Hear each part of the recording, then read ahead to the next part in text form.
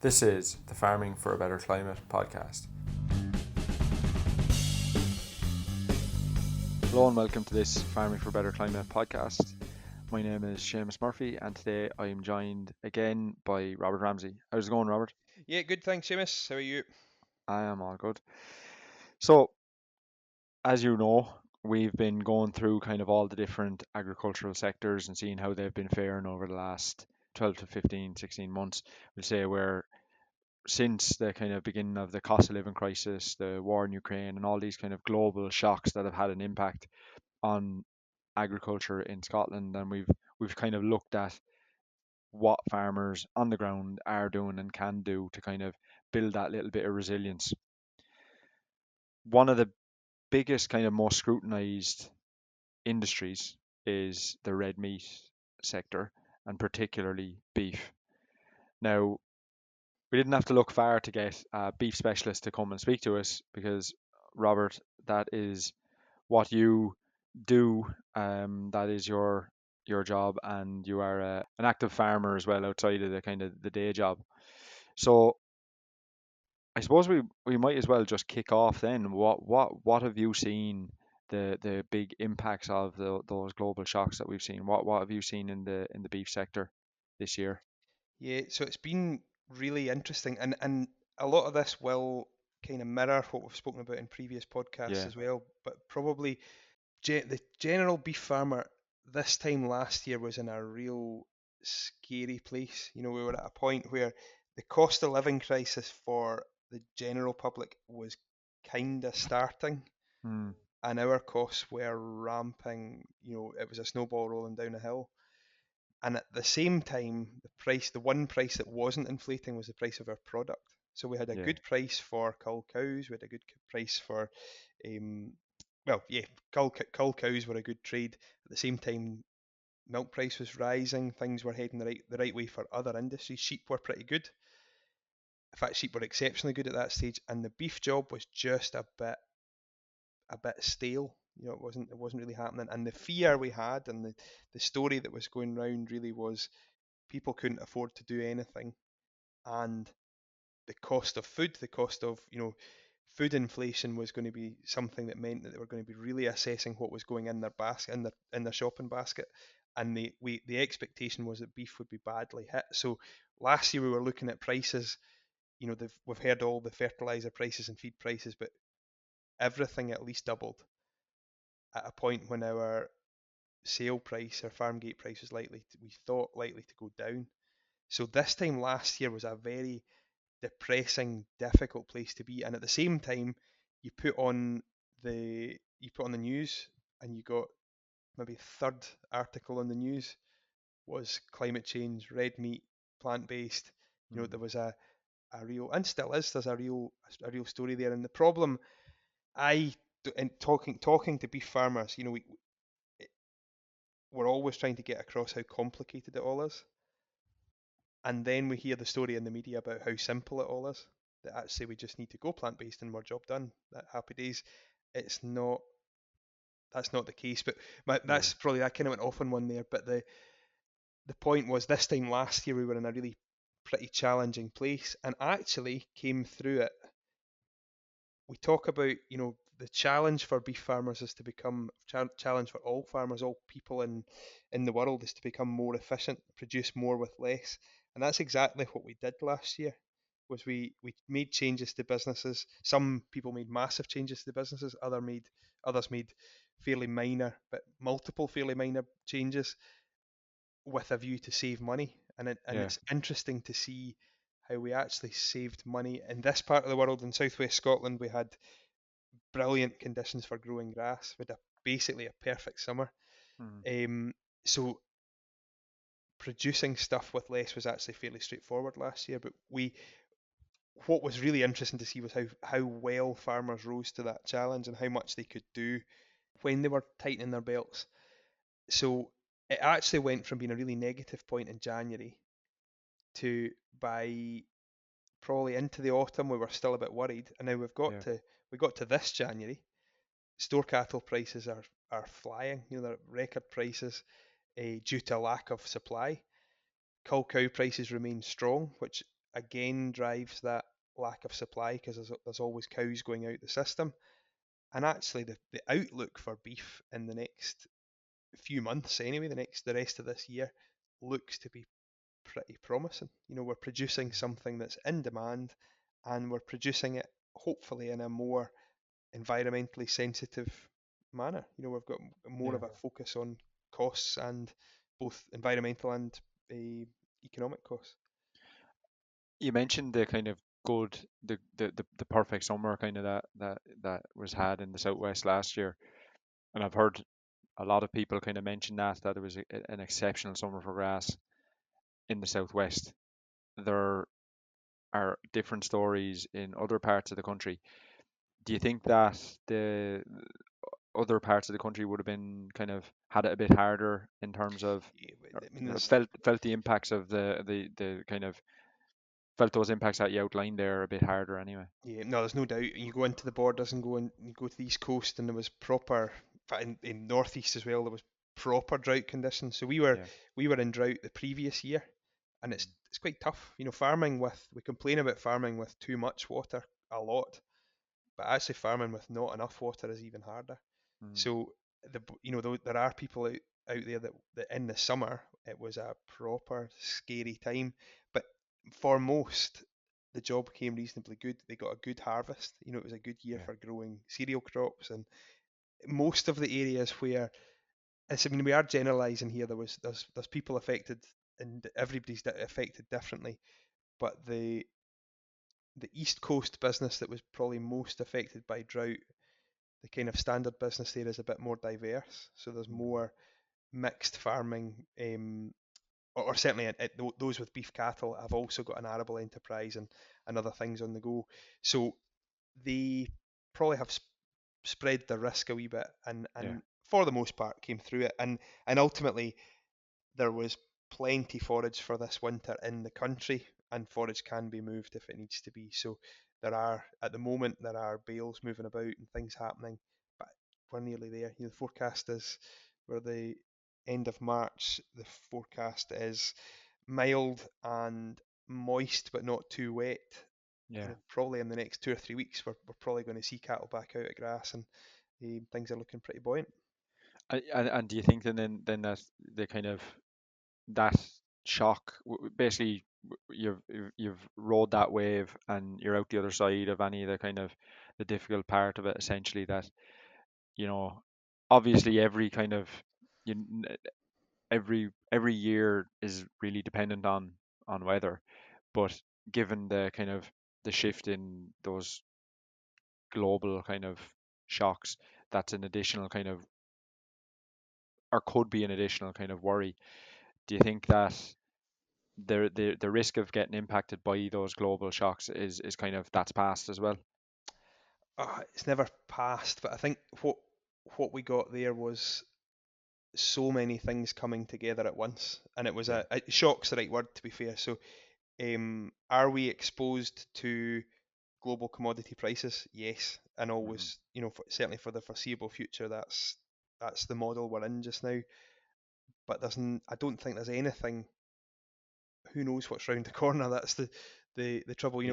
We got through COVID and thought we'd be cruising after that, and actually for farming, the worst thing that happened was actually the commodity shocks that happened because of Ukraine. So hopefully the world gets a little more stable, and um, farming. We're heading into challenging economic times. We keep the Hmm. recession word keeps bouncing about, and we have a month of negative growth, and then we've got a wee positive, and we're pretty much flirting with a recession at the moment, and the farming always performs well when there's a recession, and no one really knows why, but it's counter cyclical.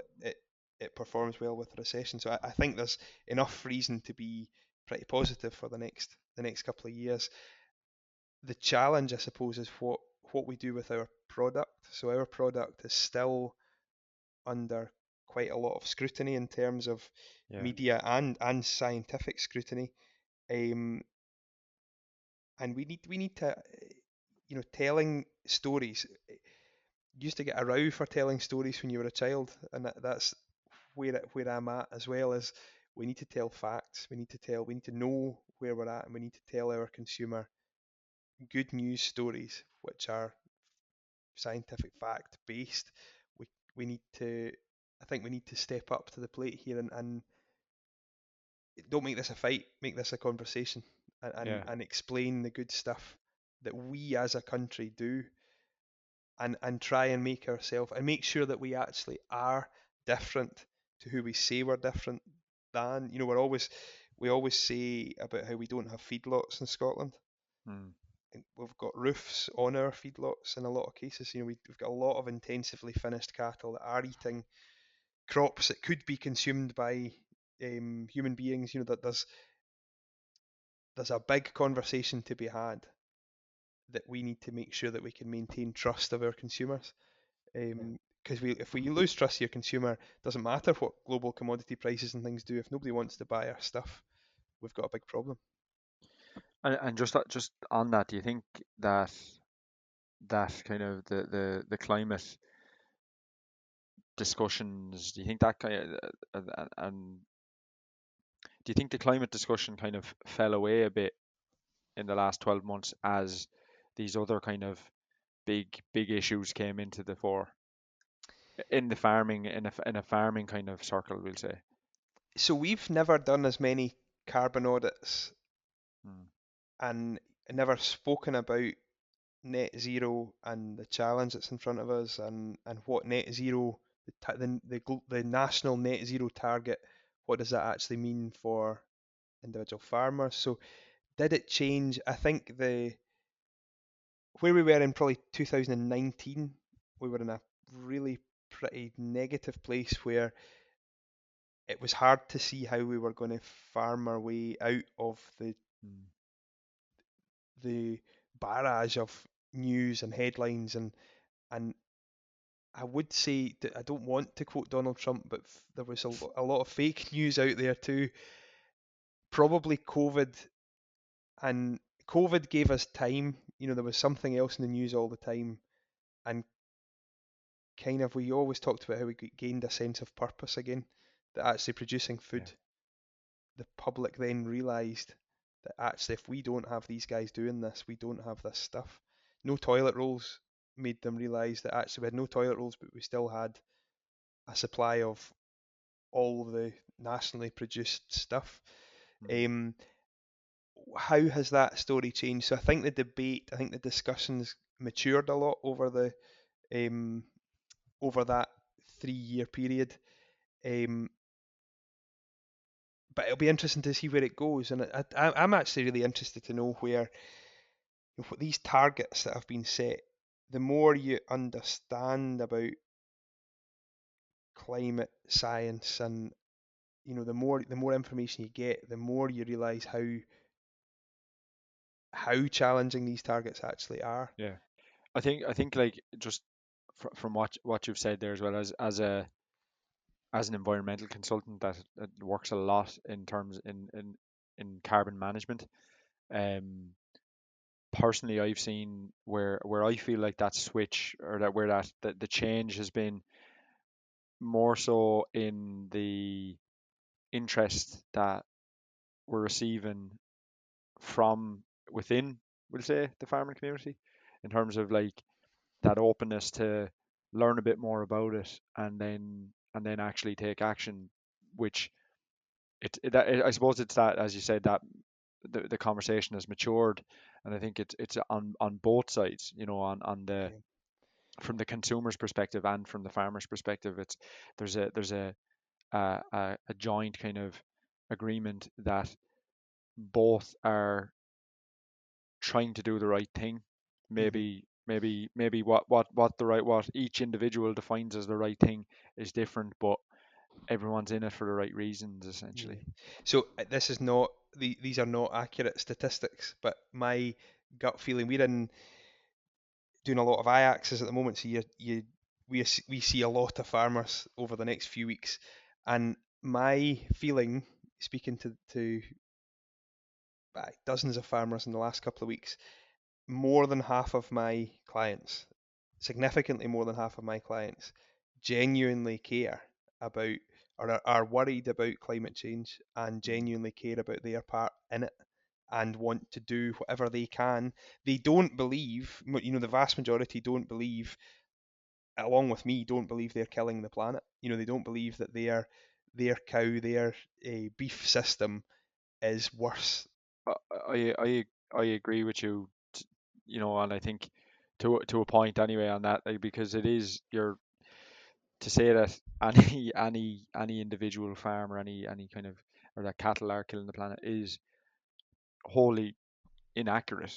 It's just not the truth because you know although agriculture does contribute globally a significant Mhm. amount to the greenhouse gas stocks in the atmosphere, the by far still about 3/4 of all greenhouse gases are coming from the burning of fossil fuels. So Yeah.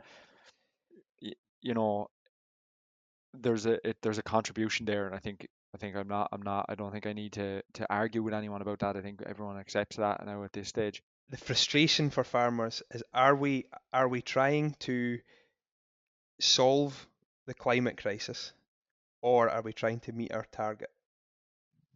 I suppose in there there's a cynical farmer attitude there too. Are these targets going to achieve what we want them to achieve? But the goal is to get as close to those targets as quickly as possible, and there is significant collateral damage if we do that wrongly. You know, Yeah, the worst case scenario for me, particularly as you say, I do a lot of beef work, a lot of livestock focused work. We land up with no ruminants. We land up with um, plant-based diets, depleting soil carbon levels, soils that are actually emitting CO2, and other industries offsetting, planting trees to allow them to continue what they're doing. So that's the worst case. And the worry with that is that does technically get us towards that, move us towards that target. But I think where me and my average farmers are is, let's do this. Let's rise to the challenge here. Let's do this, but let's do this yeah. while still feeding ourselves a good balanced diet. I I think that a lot of what you would say have said there, I think most people that most people in sustainability or in environmental kind of fields would absolutely agree.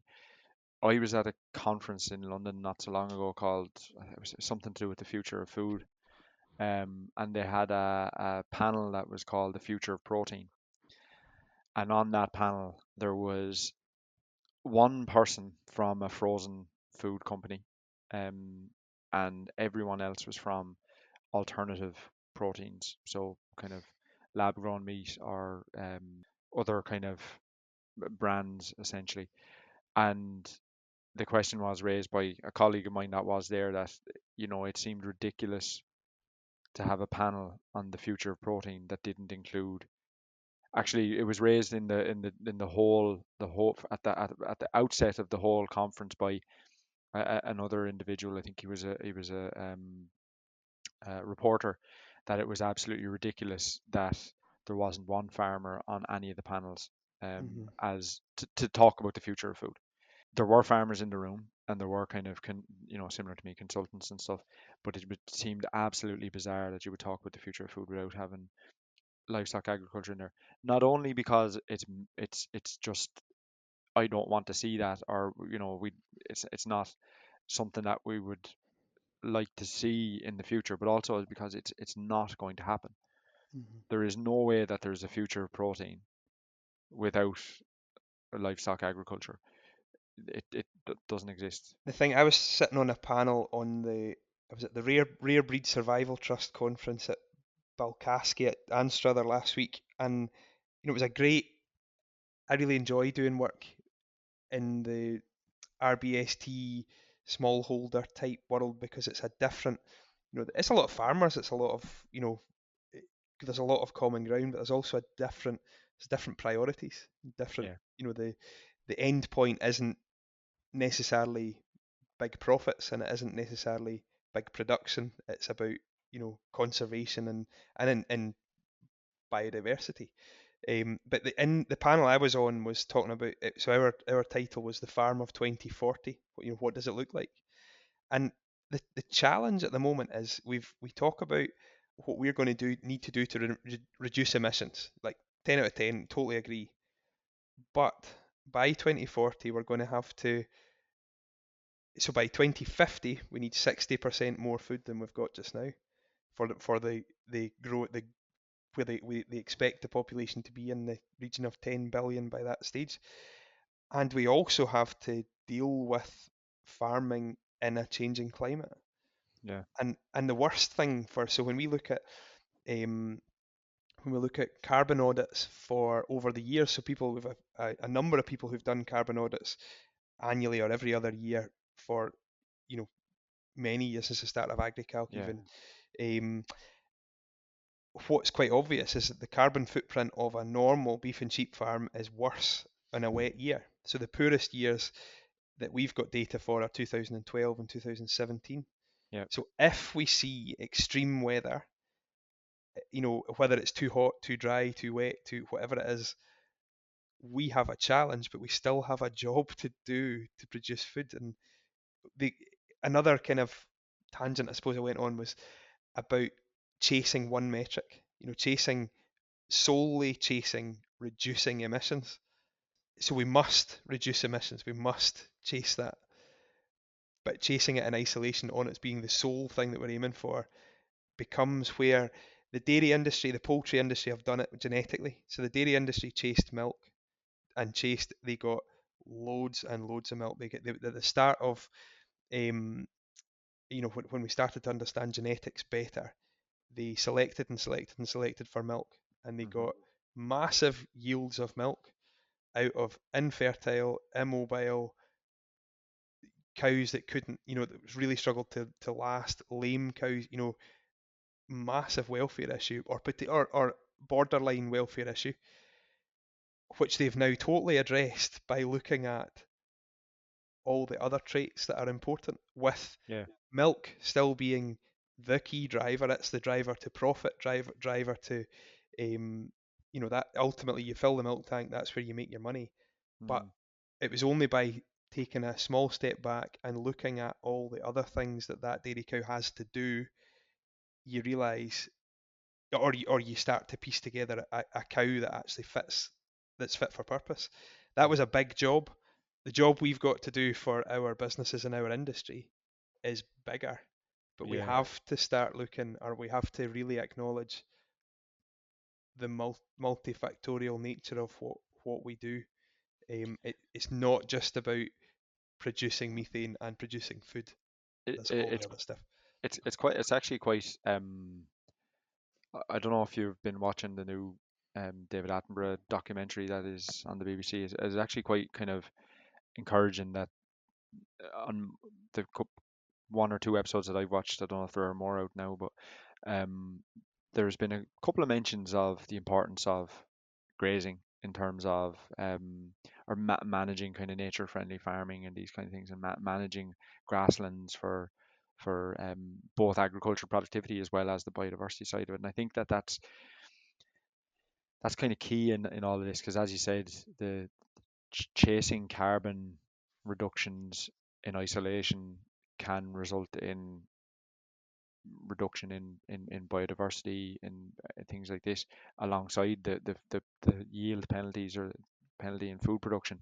So I think I think that it has to be at the heart of it, and I do think that that's becoming more as we've kind of already identified. Like as the conversation matures, I feel like these discussions become more a bit more multifactorial, as you were saying, and it kind of tries to include everything, but it is extremely hard because you're talking about natural systems, natural processes that don't. We like everything to just work the way we expect it to, and that's not the way natural systems work.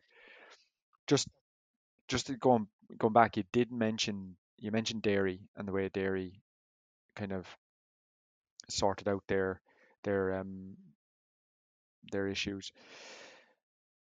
Dairy is probably an area that has seen a lot of kind of movement in their action on climate.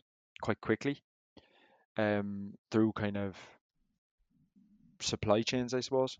Mhm. Do you see kind of a future where that kind of model could be transposed over to a beef supply chain?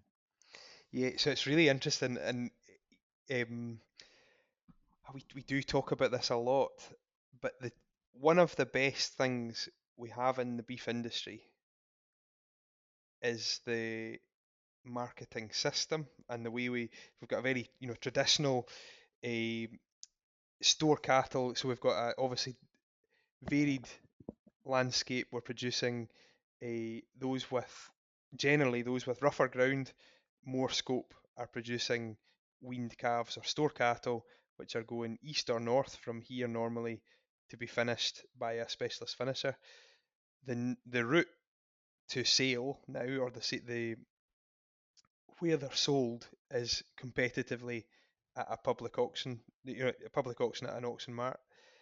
Now that's a traditional and an awesome system. It's a for me as a store producer, it's the way that I can guarantee, or pretty much guarantee, that competition means I get the best price possible. Doesn't mean I'm always happy with what I get, but I know that more than one person's had the chance of that animal and nobody's set the price. It's um, that's that. So I would hate to see an industry where we don't have that system. Yeah, However, that's the system that actually means that it breaks the supply chain. So it's the point where there's not, of course, it's still a supply chain, but nobody in the dairy sector, as you say, that those further up in the supply chain, the retailers came to the processors then went to the farmers, and each of them had demands to do something about their carbon footprint, to do something about biodiversity, to do so a lot of these the aligned dairy contract. So we've in my area there's a lot of Tesco producers, and they all have annual audits, and they have to show their financial performance, they have to show their carbon audit, they have to show all sorts of other. There's one group at the moment that they've got to plant a 100 trees. They've got to plant. There's mm, just random things that have to be done, and they're all positive steps in the right direction. While I can sell my cattle in a competitive market, no one's there to actually come back to me and say you've got to do this. So, do I see the supply chain um, driving it? Yes, I do, but I don't quite know how it looks, and yeah, I fundamentally hope that we can keep that we will, and I'm certain we will keep the traditional auction system in there. It's just whether we can have some way of, does it add value if you've done X and Y? If yeah, you've done certain things, or does the carbon footprint of the animal get declared, or how does that work? Because we can't really mm, carbon footprint an individual animal. It's more of it's always the whole system. So yeah, it's really difficult, but I think it's going to have to. That's where the consumer, crucially, that's where the consumer wants us to be. And if we don't provide what the consumer wants, we are not going to be in business for very long. yeah, yeah. It's a really tough one because it obviously it's kind of from a retailer perspective, they're looking down their supply chain and seeing that, saying, okay, beef, huge proportion of their emissions, so they're like, we need to do something about that, and looking down, and then they're struggling to get to you, the Hmm. suckler, and then you on the other side of it as well, like, you're, if you're a farmer who's keen to do stuff, keen to get involved and um, show show what you can do in terms of that, for that, reducing your carbon footprint or biodiversity benefit or anything like that, and hopefully get some form of a financial reward for doing that. You don't have that kind of link up the chain either, and it's kind of, yeah, I'm not sure how that is going to work going forward, but Yeah, I know, and I'm sure I'm sure there are plenty of dairy farmers out there that will complain about their milk contracts as well, and the criteria that they have to achieve as well. But I think in the longer term, for actually achieving what we've set out to achieve, as you said, hitting these targets and doing so in a manner that will preserve the industry and ensure that food production and these other kind of metrics are also considered, because the retailers, they want to make sure that there's food as well. So The challenge I think for the beef sector, we're going to have to rise to this challenge because so the traditional, I mean that by the suckler beef sector, mm, the dairy beef world is. We talk about how it's growing and it's more and more. There's a finite number of dairy cows in the country.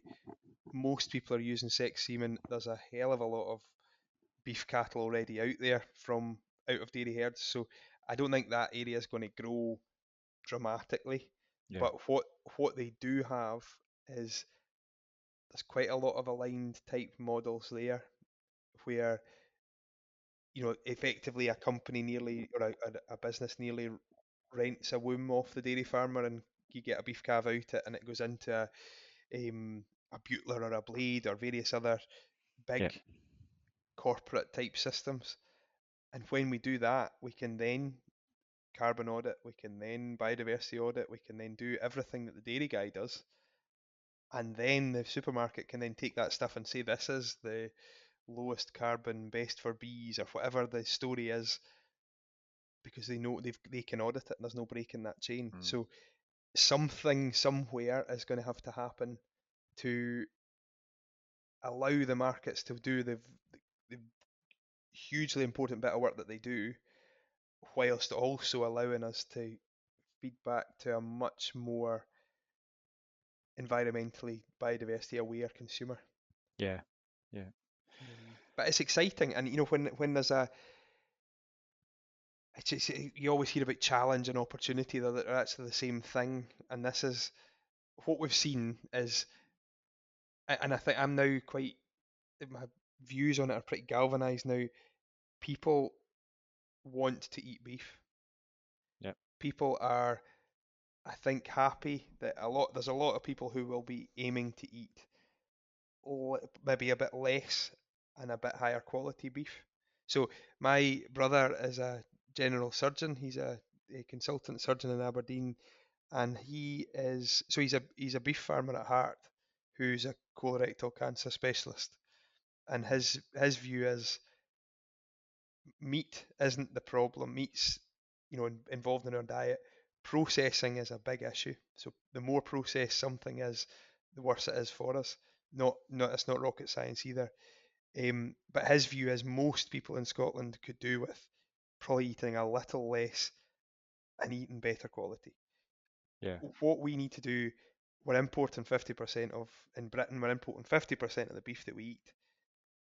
There is no threat to us as beef farmers of that story. We should be embracing that story and encouraging people to. We should be producing the best.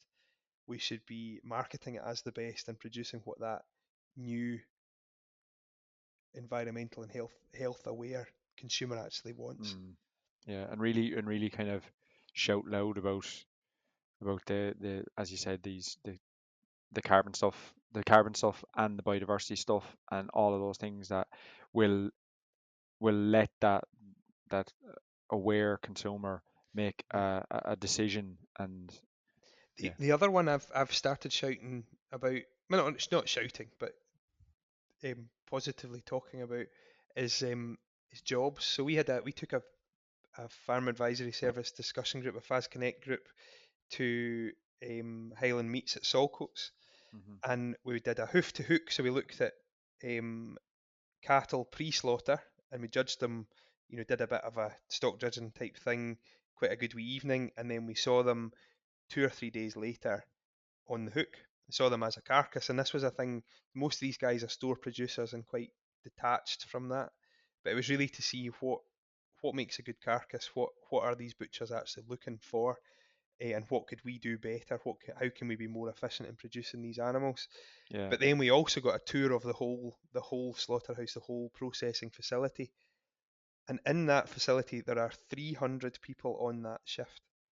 So there is an army of people in Saltcoats who have a job because there's beef cattle on our hills, and there's Yeah. cast dairy cows and everything else that goes into Highland Meats. It's a phenomenal facility, somewhere that if people get the chance to go and see, they should. And I think if we're producing beef, we should have the stomach to do that as well. We should Yeah. put our money where our mouth is.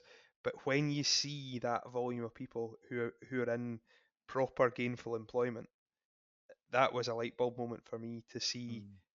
that we're not optional. We have to change the way we're doing it. We have to move with the times, and we have to um, rise to this hugely important challenge. But we are so important in terms of all those factors we've discussed, and many more. We're so important, and we will be here.